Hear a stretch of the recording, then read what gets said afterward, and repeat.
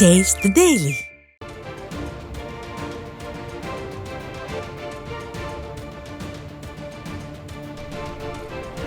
அண்மை செய்தி. தஞ்சையில் பள்ளிக்கூடம் கட்டுவதற்காக ஒதுக்கப்பட்ட இடத்தினை மாநகராட்சி மேயர் மனைவியின் பெயரில் பதிவு செய்யப்பட்டதாக அதிமுக உறுப்பினர்கள் ஊழல் குற்றச்சாட்டை முன்வைத்துள்ளனர்.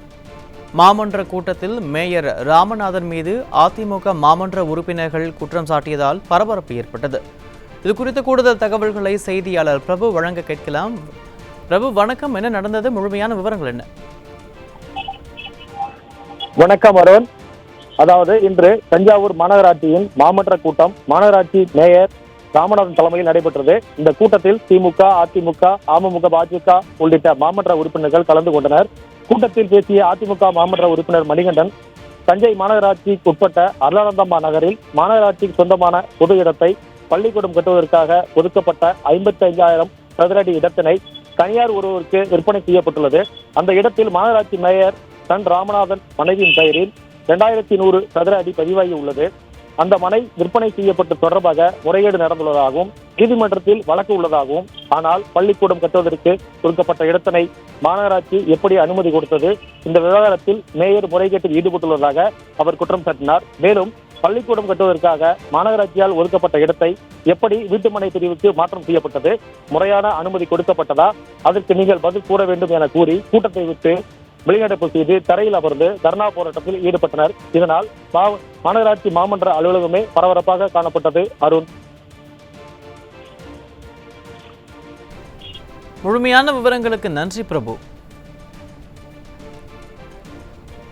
தஞ்சாவூர் மாநகராட்சி பகுதியில் அருளானந்தம்மாள் நகர் பகுதியில் மாநகராட்சிக்கு சொந்தமான இடத்தை வந்து ஒரு தனியாருக்கு இவங்க அனுமதி கொடுக்குறாங்க. லேஅவுட் அனுமதி கொடுக்குறாங்க. இந்த அனுமதி கொடுத்தது தவறுன்னு சொல்லி இப்போ உயர்நீதிமன்றத்தில் இவங்க வீட்டில் ஒரு கிரிமினல் வழக்கு ஒரு புதுநல வழக்கு ஒரு நபரால் திருத்தப்பட்டது. இது தொடர்பாக நாங்கள் என்ன சொன்னோம், இந்த வழக்கினுடைய சம்பந்தத்தை பற்றியோ இந்த வழக்கில் நீங்கள் குற்றவாளி என்பதை பற்றி நாங்கள் மன்றத்தில் விவாதிக்கலை. இதற்கு கொடுக்கப்பட்ட அனுமதி என்பது முறையாக கொடுக்கப்பட்டதா என்பதை ஆணையத்தையும் மேயரையும் நாங்கள் இதில் கேட்டிருக்கோம்.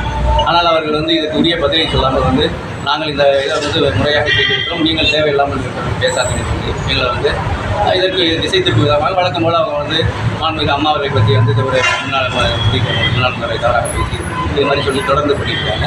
இந்த குற்றச்சாட்டு தொடர்ந்து பத்திரிகைகள்லாம் வந்திருக்கு.